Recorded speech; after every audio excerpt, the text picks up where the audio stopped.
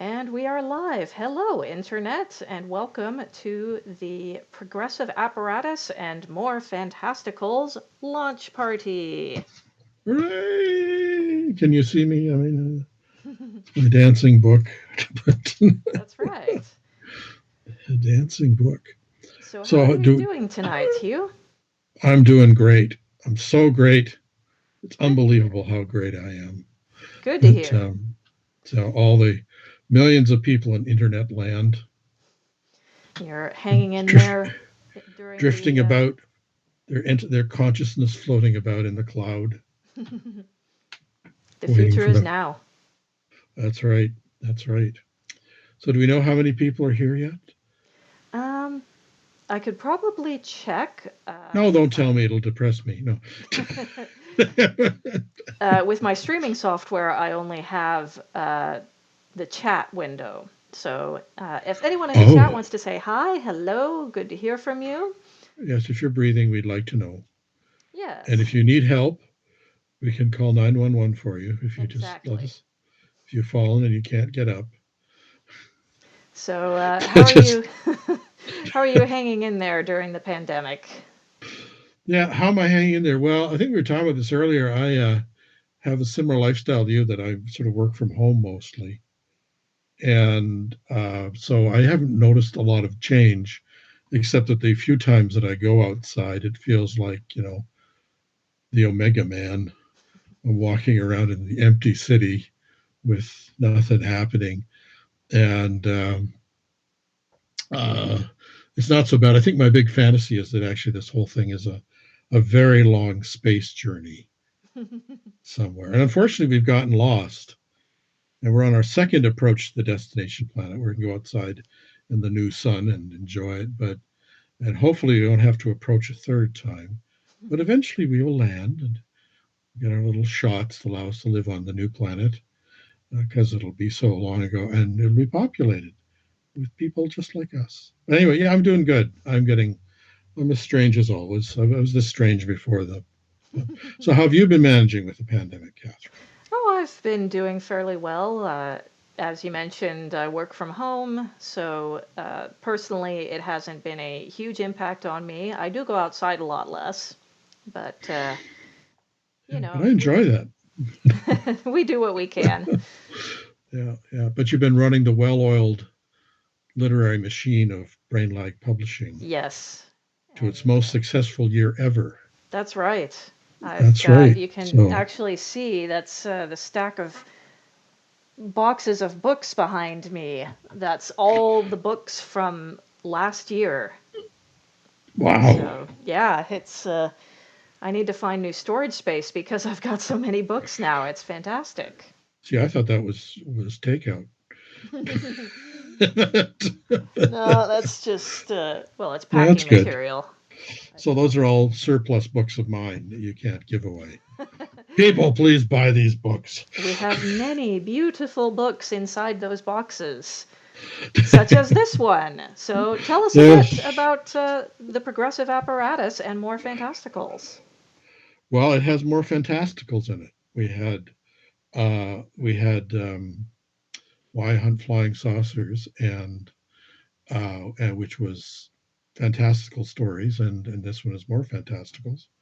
And it was mostly stimulated by the fact that I realized that I had more short stories out there that hadn't been collected in the first anthology, and I thought, well, I think I'd like to do that. But also, I've had these series of stories, the progressive apparatus stories. There's three of them, and the cycle had never been completed in print, and so I wanted to do that and um, and give that a nice home, but also give these other stories people a chance to read some of these other stories and be Hmm. able to comment on them. And Candace did a wonderful. I guess we were hoping she'd be here, and we sort of had her. We had distant signals from Planet Edmonton, Yes. and, but it didn't seem to come through. And so it's good. I'm very pleased with it. I've always, I think if this was not my story, I would just buy it for the cover art itself. I mean, you do have such wonderful cover art. And I have to say, in my writer's workshop, one of the obligatory um, sort of rites of passage we used to have was that we'd whoever got their work published, we'd all congratulate them, and then we'd all complain about the cover art and the design of the book. And in some cases, I won't name any names. It was pretty justified. Usually, just because there was no relationship at all between the subject matter of.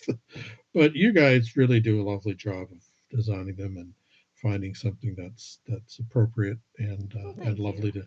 lovely to look at. So I urge everyone to get them. Uh, I can't, and it's nice that the art on the two anthologies are sort of matching pairs. So what you can do is you can get one on each side for your bookshelf, and then gradually, as the number of Hugh Spencer books comes out in print, you can expand them, you know, in between. And I might even do an L. Ron Hubbard and continue to publish books after, long after I'm dead, and write new books. And so we'll have like a 30 tridecology, 30 volume set of something or other. I actually can't imagine writing actually even a trilogy having that much to say about anything. But yeah, Yeah, I'm not a big series person myself. I mean, I really enjoy a very good series, but I just tend to gravitate towards standalones, and that's no more apparent than in my own writing. And I'm currently working on the third book of a fantasy trilogy, and I'm just so eager to go to other worlds now. I'm ready to move on to different they're places, new. different You want to genres. you want to meet new people, don't you? Exactly. I Yeah, do. you I need. guess it's a little bit of the lockdown blues there. Yeah, yeah, Anyway, that's in the true. chat, we have Frances Jane saying, "Hi, Hugh, it's your sister Jane." It's my sister Jane. Hi, Jane. How are you doing? She can't tell. I guess she could chat back and say, "How are you doing?" I'm not getting that yet, but uh, my sister Jane is also an author. She writes murder mystery plays that some theater companies in Calgary have performed, and they're screamingly funny. And oh, they really are. I mean, Well, it runs and in the family, obviously. oh well, we're just twisted people. And we've actually been one of the pandemic traditions we develop is that my four sisters and my one brother and I usually get together on Wednesday nights and we have a collective Zoom call. And what we've been doing is that we've been doing readings of my sister's plays, these theater, and we've been inviting other members of our gigantic uh, extended family to listen in on them. And they, at the end of every of these murder mystery plays, when they're done live, the people at dinner are supposed to ask questions of the cast and work out who did it. And people come in and do the same with us with it online, and it's quite good. It's very good. That sounds fun. I was the victim one time. The first time we did, I was the victim, and I was an utter cad. I was a very bad person. I enjoyed it a lot, and I decided to study Larry Hagman as J.R. Ewing in Dallas. I watched a lot of clips from Dallas on YouTube, and I wish I could remember how to do that. But it was so much fun. Did I do a good job, Jane? What is she saying? She's not saying anything. She says so, uh, so tell us a little bit about the stories in the the Progressive stories. Apparatus. Well, there are one, two, three, four, five, six, seven, eight, nine, 10 stories. They span from 1990 to I think about 2010, so I 30 year. It was actually, I believe, the most recent story, which I think was the last one Yeah, in the collection. 2013. Yeah, Yeah. sorry. Yeah, Oh, yeah. no, Wow. okay. No, it is. It's right there and there. It was originally Ominous Realities, Okay. and I feel like there was one from actually like 2017 or 2018. It was a fair bit more oh yeah, recent let's than. just look there. Yeah, there could be. I see. This is what happens: is that as the years get larger, I my one Cold Stories is 2013 too. My memory gets worse, and oh yeah, wait a minute. Yeah, Ammonite City is, and that's a strange one. That's 2019. Yeah, that was Latent Image.